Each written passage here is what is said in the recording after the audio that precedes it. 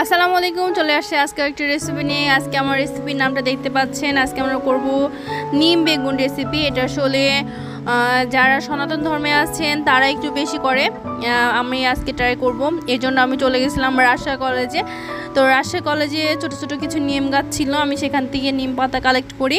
এই যে দেখতে পাচ্ছেন, অবশ্যই এটা কাউকে না জানিয়ে উঠানো হয়েছে, যেহেতু নিজের কলেজ উঠানো যায় আর কি। তো এখান থেকে আমি এই যে কিছু নিম পাতা আর কি কাউকে না বলে চুরি করতেছিলাম। এটার জন্য আসলে কচি যে নিম পাতাগুলো সেগুলো নিলে ভালো হয়, তাহলে তেতোটা একটু কম হয়। আর এই যে দেখতে পাচ্ছেন আশেপাশে মোস্ট অফই নিম গাছ। আর এটা হলো আমাদের বাংলাদেশের one of most popular college, Rajshahi college. তো তারপরে নিম পাতাগুলো নিয়ে বাসায় চলে আসছি। বাসায় চলে এসে যে নিম পাতাগুলো খুব ভালোভাবে ধুয়ে ফেলার জন্য, যেহেতু বাহিরে গাছের পাতা, সেজন্য আমি খুব নিম পাতাগুলো ভালোভাবে ছড়াই নিচ্ছিলাম এভাবে। আর নিম পাতাগুলো ছড়াইতে আমার খুব ভালোই লাগছিল, খুব ইজি ওয়েতে খুব সুন্দর করে আমি এখানে এই যে একটা একটা করে এই পাতাগুলো, যে চিকন চিকন যে পাতাগুলো, মানে আগার পাতাগুলো একটু তেতো কম হয়, কিন্তু আমি একটু বড় বড় পাতা নিয়ে ফেলছিলাম, যদিও বা টেস্টটা অনেক বেশি ছিল। তারপর এই যে সুন্দর করে আমি সবগুলো পাতা এখানে দেখতে পাচ্ছেন ছাড়াই নিচ্ছি। এই যে ছাড়াই নেওয়ার পরে আসলে ধুতে হবে, মেন মূল যে বিষয়টা হলো সেটা ধুতে হবে। সবগুলো নিয়ে আমি এই যে সুন্দর করে এখানে একটু ধুয়ে নিচ্ছি। দেখতে পাচ্ছেন একটু 2-3 বার পানি ইউজ করে ধুয়ে নেবেন আর কি। আমি সবগুলাই ধুয়ে আমি তুলে নিচ্ছি একটা আলাদা পাত্রে আর কি। সুন্দর করে ধুয়েছি, দেখছেন না কোনো রকম কোনো ময়লা আর এখানে আমার অবশিষ্ট ছিল না। আরেকটা উপকরণ যেটা হলো বেগুনগুলো আমি কাটছিলাম। আমার আসলে হয়েছে কি, এই যে ছুরিটাতে একটু ধার নাই। আমার যে বেগুন কাটতে লাগে মনে হচ্ছিল যে আমি কোনো লোহা লাকড় কাটতেছি। সুন্দর করে আমি এখানে বেগুনগুলো আমি আসলে চারকোনা একটা স্কোয়ার শেপ করে কেটে নিয়েছি দেখার সৌন্দর্যের জন্য। আপনারা চাইলে আপনাদের পছন্দ মতো শেপে কেটে নেবেন। আমি আমার একটা দেখার সৌন্দর্যের জন্য আমি কেটে নিয়েছি। দেখতে পাচ্ছেন আমার শরীরের কী অবস্থা, খুব কষ্টের সহিত আমি সবগুলো বেগুনই কেটে নিলাম।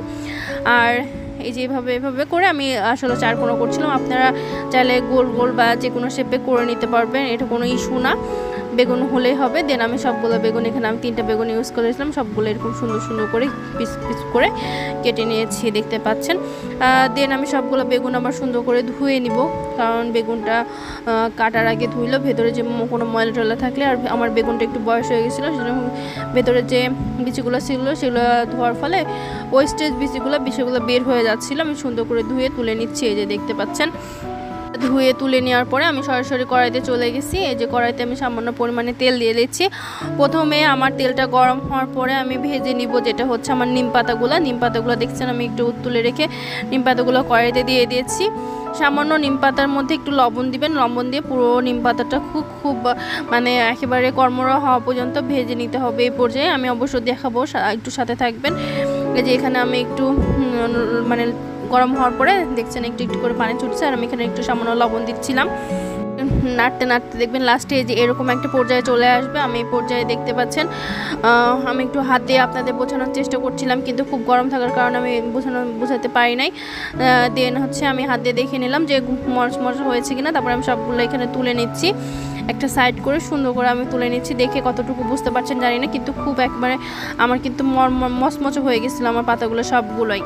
পাতাগুলো তুলে নেওয়ার পর আমি আবার কড়াইতে একটু সামান্য তেল দিয়ে আমি এবার ভেজে নিব 4 থেকে 5টা শুকনো মরিচটা চাইলে আপনারা স্কিপ করতে পারেন, বাট আমি একটু ঝাল বেশি খাবো বলে আমি শুকনো মরিচ এক্সট্রা করে অ্যাড করেছি। এই যে আর কি ভেজেও আমি এখানে তুলে নিচ্ছি। এই যে দেখতে পাচ্ছেন শুকনো মরিচটা আসলে আপনারা যে যেরকম একটু মচমচে কেউ পছন্দ করে, কেউ একটু নরম পছন্দ করে না, আমিও খুব বেশি মচমচা করে আমি এখানে তুলে নিচ্ছি, দেখতে পাচ্ছেন।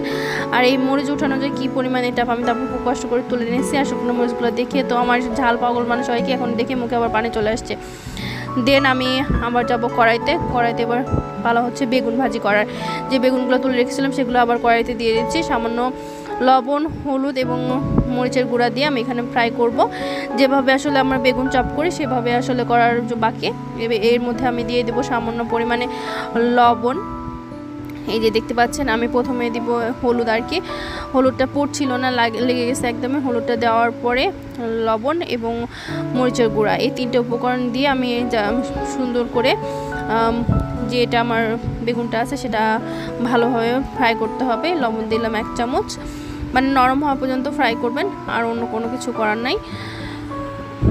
দেখতে পাচ্ছেন সবগুলো উপকরণ দিয়ে বেগুনটা ভাজার পরে বেগুনটা এরকম একটা কালার চলে আসছে, মানে বেগুন আমরা যেরকম চপ ভাজি করলে যে এরকম কালার হয় সেম, অন্য কোনো কিছু না। তারপর আমি বেগুনগুলোও এখানে তুলে নিচ্ছি, বেগুনগুলো সবগুলো তুলে নেবেন আস্তে আস্তে, সবগুলো তুলে নিয়েছি। এবং আমি এখানে প্রথমে ভর্তার জন্য রেডি। তার প্রথমে আমি এখানে যে নিম পাতাগুলো ছিল সেগুলো খুব ভালোভাবে হাত দিয়ে ম্যাশ করে, আর হাত দেওয়ার সাথে সাথে খুব সুন্দর করে গুঁড়া হয়ে গেল। আমি তো মানে দেখে অবাক যে নিম পাতা এত সুন্দর করেই হবে, গুঁড়া করে নিয়েছি, যে দেখতে পাচ্ছেন, জানি না কতটুকু বোঝা যাচ্ছে। দেন আমি এটার মধ্যে শুকনো মরিচ সুন্দর করে, শুকনো মরিচটা আমার খুব ভালোভাবে ভাজা হয়েছে, তারপরে হাত দিয়ে আমি ছোট ছোট করে ম্যাশ করে নিচ্ছিলাম। আমি এখানে 3টা শুকনো মরিচ ব্যবহার করেছি, 3টে শুকনো মরিচ এখানে হাত দিয়ে ভেজে নিয়ে মানে ভেঙে নিচ্ছিলাম, এই যে দেখতে পাচ্ছেন। তারপরে যে নিম পাতাটা ছিল সেটার মধ্যে আমি মাখায় নিচ্ছি। দেন লাস্ট মরিচটা হলো আমার এটা, লাস্ট মরিচটা দিয়ে আমি আগে শুধুমাত্র নিম পাতাটার সাথে আমি ভেজে নিলাম, মাখায় নিচ্ছি। দেন পেঁয়াজ দেওয়ার পরে সবগুলোর সাথে মাখানোর পরে আমার যে মূল উপকরণ যেটা ছিল বেগুনটার সাথে খুব ভালোভাবে মাখতে থাকবেন, কারণ বেগুনটার সাথে এই মাখা আমার মনে হয় ভর্তা টাইপের খাবারের মধ্যে মাখাটার পুরো ডিপেন্ড করে যত টেস্ট আর কি। এই যে আমি এখানে সুন্দর করে বেগুনটার সাথে ভর্তা করে নিচ্ছিলাম, খুবই ভালোভাবে আমি এখানে মাখছিলাম। দেখতে পাচ্ছেন কত সুন্দর একটা মানে লুক চলে আসছে, কেউ বলবে না যেটা নিম পাতার ভর্তা। কিন্তু এটা যারা মানে তেতো পছন্দ করে না, লাইক করলা পছন্দ করে না, তাদের ভালো লাগবে না। কিন্তু যেহেতু আমি করলাটা বেশি পছন্দ করি আর ভর্তাটা একটু বেশি পছন্দ করি, আমার কাছে খুবই বেশি মজা লাগছে। যারা কখনো নিম বেগুন ভর্তা খাননি তারা একবার হলো বাসায় ট্রাই করা উচিত আর কি, এটা অনেক হেলদি। আর যাদের ডায়াবেটিস আছে তাদের তো কোনো কথাই নেই। আশা করবো সবাই বাসায় একবার হলো ট্রাই করবেন। ততক্ষণ পর্যন্ত সবাই ভালো থাকবেন, সুস্থ থাকবেন। আসসালামু আলাইকুম।